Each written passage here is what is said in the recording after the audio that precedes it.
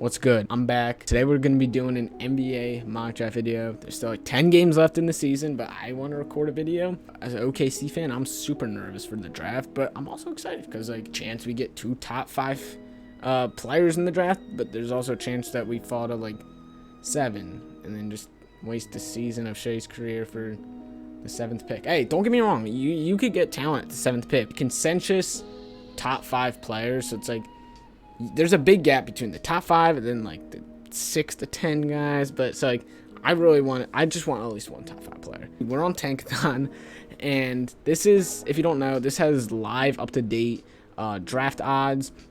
It's like Houston, Detroit, Orlando, these guys all have the same odds at the number 1 overall pick, which is 14%. Then other guys like Minnesota, OKC, Cleveland, they have like slightly worse odds. But basically, this is just the test run. If you press sim lottery, we could see like Cleveland jumps up, Houston drops a little, Minnesota keeps their pick, OKC, Orlando, and Detroit all fall. And then 6 to 14, they stay the same. It's like you won't really see teams like San Antonio, Indiana, Golden State jump that much just because they have super small odds. So I'm gonna reset this here. I'm going to simulate the lottery, whatever 1 to 14 is the order. I'm going to throw it onto a different website. We're just going to simulate the or we're going to draft just the lottery over there. 3, 2, 1. Here we go. And okay, Cleveland jumps, Minnesota jumps a little bit, Sacramento jumps. Cleveland's 1, Sacramento 2, Minnesota 3, Detroit 4, OKC via Houston at 5, and then Orlando falls to 6. OKC, their pick falls, but they have 7 and 5. And then everyone else keeps their pick 7 to 14. So I'm going to take this exact order, throw it into another website, and let's get to drafting. All right, so we're here with the Cavs at 1. And as you can tell, my face cam's a little bit smaller because I had to make it fit for the website. But anyway, Cade Cunningham. It's Cade Cunningham. Doesn't matter what team has 1. Cade's going 1. Dude, like, even if you had, like, Cleveland, they have 2 great guards in Darius Garland, Colin Sexton, and Cade Cunningham's a point guard. And I see him more as a point guard / small forward, if anything. He's 6'8". Obviously, you have Isaac Okoro, who you just drafted last year, but Isaac Okoro is going to come off the bench for you. You're taking Cade Cunningham. He's going to be able to pass the ball from the small forward position. When Darius Garland and Colin Sexton are in foul trouble or on the bench or whatever, you're perfectly fine having the 6'8" point guard taking the ball up the court. He did it at Oklahoma State and did a tremendous job at it. Cade Cunningham, 100%. is the number 1 overall pick. Now, Sacramento's up 2, and they're in an interesting spot because they have De'Aaron Fox and they have De'Aaron Fox, Tyrese Halliburton, and probably Buddy Hield again for next season. Harrison Barnes has been all right. I don't know why Sacramento loves Harrison Barnes so much this season. And then Marvin Bagley, like his contract's gonna be expiring. He could move on, which just sucks. Like taking Marvin Bagley super high in the draft over like other amazing players would just for having to move on a couple years later. But I don't know. I think I gotta go Evan Mobley here, even though they have Rashawn Holmes, who played he's playing well for the Kings this season. I think you would definitely rather have Evan Mobley, especially next to guys like Tyrese Halliburton and De'Aaron Fox who just want to get to the rim. I think Mobley is I think Mobley next to De'Aaron Fox and Tyrese Halliburton is a good fit. I'm taking Mobley at 2. So the number 1 and number 2 ranked players go 1 and 2. And now we have the Timberwolves at 3. And this is another scenario where they have a lot of great guards. Obviously, they took D'Angelo Russell. They didn't take D'Angelo Russell, but they have D'Angelo Russell. They took Anthony Edwards, number 1 overall last year. They took Cat, number 1 overall a couple years ago. And they're starting to play well now with these guys. D'Angelo Russell's finally back playing with Cat. And they lack a lot of talent at the power forward position, excuse me. So I think it's really between whether or not they get a good guard in Jalen Green or Jalen Suggs, and then have like Edwards play the 2, and then have like, I don't know though, like, I think they gotta take a 4 in Kuminga. I think Jonathan Kuminga, he's raw, so he's not going to come in the NBA and just immediately kill it, I don't think. And I don't think the Timberwolves need that. I think they're still like 2 years away from being a playoff team. And I think 2 years from now. 2 years of Jonathan Kuminga playing alongside like Karl-Anthony Towns, D'Angelo Russell. We'll see if Ricky Rubio stays to be like a mentor to Kuminga. Yeah, I gotta go Jonathan Kuminga at 4 or at 3, excuse me. Now we have the 4th overall pick, which is the Detroit Pistons. And they drafted Killian Hayes last year. Jeremy Grant's played tremendous this season. He started off the season phenomenal, and then he's kind of slowed it down, like nitpicky injuries here and there, whatever. But I have them taking Jalen Suggs, 100%. Suggs, they just need someone just to go in there every night, just give it their all. Doesn't matter who he's playing with. We saw Suggs as one of the most dominant players in the entire NCAA tournament. He hit one of the biggest shots in tournament history to send Gonzaga to the chip. Yeah, I don't know why he's listed as a shooting guard. Jalen Suggs is going to be the starting point guard. Killian can be their starting shooting guard. I think that'll be fine. Jeremy Grant at the 3 or 4, and then try to maybe sign someone in free agency to run a 5. I mean, they literally gave Plumlee like $24 million last season. Like, they gave Joel Okafor a big bag, but yeah, I have them taking Jalen Suggs at 4. Next up, we have OKC, and OKC's in like a weirdly good situation. Like, they were winning very well beginning of the season with like Shea and Al Horford, so they had to literally sit Al Horford, who's making $27 million, just because they didn't want to win. They have great players in Shea, Lou Dort, Baisley, Teo Maladon, Pokusevski. I think taking Jalen Green as their starting shooting guard would be perfect. Shea's been running the point guard all season, and they drafted Teo Maladon last season, who's been tremendous in the second round, and as a starting point guard with Shea out.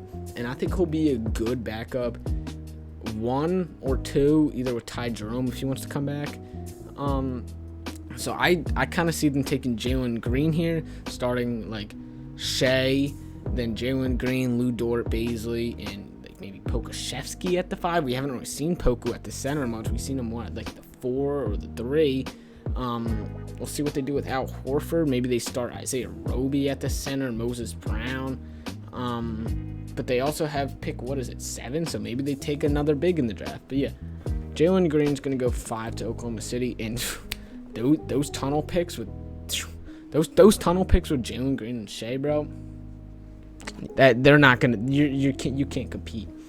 Okay, 6th pick is the Orlando Magic. It sucks that they don't get a top 5 player, but I have them. I mean, they're gonna have 2 top 10 picks between the Bulls pick with the Vucevic trade and then their own pick. See, Fultz is going to come back next year, hopefully. Same with Jonathan Isaac. They have Wendell. Like, Terrence Ross and Garrett Harris are probably going to... I don't think they'll be there next year, honestly. I think they just go with a younger player. Like, I don't see them taking, like, Davion Mitchell, who's a junior. I don't really see them taking any of these guys. I could potentially see them trading this pick to move down to a 10 or something and getting like a Josh Giddey. I mean, they took Cole Anthony last year. I'm honestly leaning on Jalen Johnson for the 3 and then have Isaac run the 4. I think that's what I want to do. I think I'm going to go Jalen Johnson out of Duke. He's still very young. Was he 18, 19? And the Magic are not going to be good for a couple years. You count on that. They're not going to be good. And I don't think Steve Clifford's going to be back. They're just going to hit a full rebuild mode. They're going to have the 9th pick, too, which is from Chicago. So we'll get to them in a minute. But OKC's back up at 7. They just drafted Jalen Green. So now I think they got to go. I don't think they need any more guards. They're set on guards. Now, I think they go for a 4. I mean, they have Darius Baisley and Isaiah Roby, who are the main 4s. And I think they got to go a big here. Isaiah Jackson's obviously out of Kentucky. Usman Garuba. I don't know much about this guy. I've watched his game a little bit. But besides that, I don't know much about him. There's Kai Jones here. No, I could also see them just going for pure talent, like best player here. Because there's good guys. Like, there's good bigs in this draft, but it's like, would you rather just take talent over, like, what you necessarily need? Like, Charles Bassey would be nice to have, but not at pick 7. So, like, I think we might just have to go straight talent. And in that case, honestly, I would probably go Scotty Barnes. He's 6'9" at the small forward, and Keon Johnson's 6'5" as a guard. We just drafted another guard. Plus, we already have Teo, Shea, Lou Dort, like Ty. We don't need another guard. So I would go Scotty Barnes out of Florida State. I'm going Scotty Barnes out of Florida State. 8th overall pick, Toronto Raptors. They just took Malachi Flynn as a point guard with their first-round draft pick last year. And I see them competing. I don't see them rebuilding much. I see them getting rid of Kyle Lowry, and kind of having Malachi Flynn and Fred VanVleet be their main 2 guards next year if they don't sign someone else in free agency or draft someone. But remember, draft someone. I have taken Corey Kispert out of Gonzaga. He's already NBA ready. He's a great 3-point shooter. He could just sit out in the corner. VanVleet, dish it out to him, knock the shot down. Kispert, I like Kispert. I like Cody Kispert. He didn't have the best tournament run, but he played solid. He knocked down the shots when he needed to, and I think Toronto's gonna like having Corey Kispert on their team with the 8th. Yeah, I like this pick. Let me pick them. Thank you. Now the Magic, they're back up. They literally just drafted Jalen Johnson at 6. Now they're at 8. Now they're at 9. And I think now we might take another. I think now we're going to take a guard. And Keon Johnson's still here at 9. We got to take Keon Johnson. We have to take Keon Johnson on. We can't let him fall out of the top 9, like at the 10th pick, and they would not, and the Pelicans are not going to pick a Keon Johnson either, so that means he would just fall out of the top 10.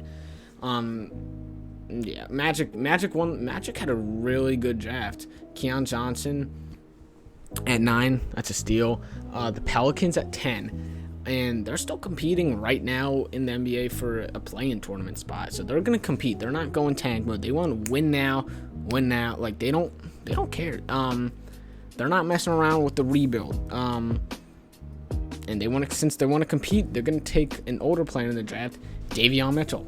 They're bringing a champion to their team as a backup point guard behind Lonzo Ball, who I don't see coming back to New Orleans next year. I see him leaving and getting a nice little bag in a big market team like New York or Chicago or wherever. And they're going to need some point guard depth. And I'm taking Hey, they're taking Davion Mitchell, who plays not really like Donovan Mitchell, but hey, he's got the heart. He's got the heart, man. He's a champion. And either him or Jared Butler were one of the best players on the championship team. So yeah, Davion Mitchell at 10. Wizards at 11. They lack everything. Or no, they need everything but a point guard and a shooting guard. They have Russell Westbrook and Bradley Beal, one of the best backcourts in the league, if not the best backcourt. But they need a big. Now, they have Robin Lopez. Thomas Bryant should be back for next season. And I really like Thomas Bryant's game in the beginning of the season. Like, he played phenomenal. They took Denny at like 6 or 7 last year. Daniel Gafford's been playing tremendous, by the way, this season. And they're paying Davis Bertans so much money just to chuck up bricks. I mean, he's playing a lot better now, but like, do they take their former player and Mo Wagner's brother, Franz Wagner? Or no. I think they're gonna take Josh Giddey. I could just see Josh Giddey in a Wizards uniform playing. I don't know if that makes sense, but I just feel like that fit in Washington would be great to come off the bench with like Denny, and then hope to try to sign the Washington. Just get better, please. Please, Washington, I'm begging you. Washington, please. I mean, they're on a tear right now. They should make the play-in tournament at least. But yeah, give me Josh Giddey. Give me Josh Giddey. Pacers, I smell a rebuild. I smell a reboot. A reboot? Listen, reboot band from Fortnite? No. Malcolm Brogdon, I think, might get traded in the offseason. Same with Miles Turner. I think they're just going to blow it up and just build around Sabonis, who's already kind of old, though. And Karis LeVert, like, he's not that he's old, but he's, like, kind of getting up there. What is he, 26 now? So it's like, I don't know. I see them taking a raw player like a Moses Moody or James Bouknight would be great for a team like the Pacers. I think they're going to... I think James Bouknight at 12 from UConn will be great. He's a really good finisher. He could shoot off the dribble. He could get around screens. He was one of the best players he was one of the most impressive players that I've watched this season. At UConn, obviously I didn't watch a bunch of UConn games, but like I would watch back James Bouknight highlights pretty much after every game, and I'll be, yeah, this kid's real. This kid's real deal. And I would like to have him. I think any team would like to have him. He's a raw scorer off the bench, and he's tremendous. He's a tremendous offensive player. He kind of reminds me of Kemba Walker. Maybe that's just like the UConn school whatever comparison. I don't know. I'm taking James Bouknight. He's a 6'5" shooting guard, but I think he will run the point guard for Indiana. And I have him going 12. Golden State up at 13. They took James Wiseman at 2 last year. Clay, Steph Curry are going to be back next season. Draymond's getting up there in age. And I think this is the time where they get another play now guy. And I think they're going to take Franz Wagner out of Michigan. Wagner did not have a good tournament at all. But I don't see that being an issue. He's a sophomore. He's kind of like NBA ready. Just has like a sit on the perimeter guy, catch and shoot threes, get a couple rebounds here and there, dish the ball to Steph, let them just do the job. I can also see them trying to like package this pick in like Wiggins or Oubre if they bring him back or whatever. But yeah, I have Franz Wagner being the ninth best player according to this website. Going 13 to Golden State. And then lastly, final pick, we have the Spurs. And I see the Spurs not blowing it up because they have Popovich. Any team with Greg Popovich as your head coach is not going to be going or looking for a rebuild. I don't know how much years Greg Popovich has left. But you know Pop, man. He loves his foreign-born players. And I have them taking Alperen Sengun.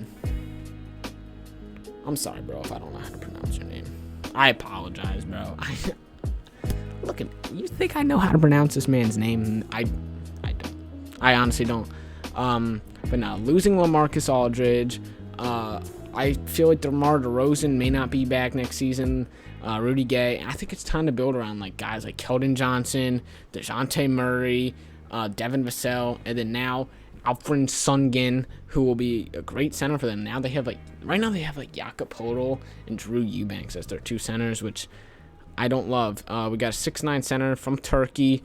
I honestly don't know much about this guy. Can we see kind of his stats? Oh, we can. Obviously, I'm not gonna play the video. Whatever. Alfred, you are going to be a Spur with Greg Popovich. So yeah, this is the lottery that I think is gonna happen. Obviously, some of the teams are not gonna fall. Don't be surprised if Cleveland doesn't get the number 1 overall pick. But I think Cade Cunningham, Mobley, I think the top 5 guys are going to be in the top 5. May not be in that order to the exact same teams. This is what I think based off the lottery that we. The Magic definitely had a really good draft, taking young guys in Jalen Johnson, Keon Johnson.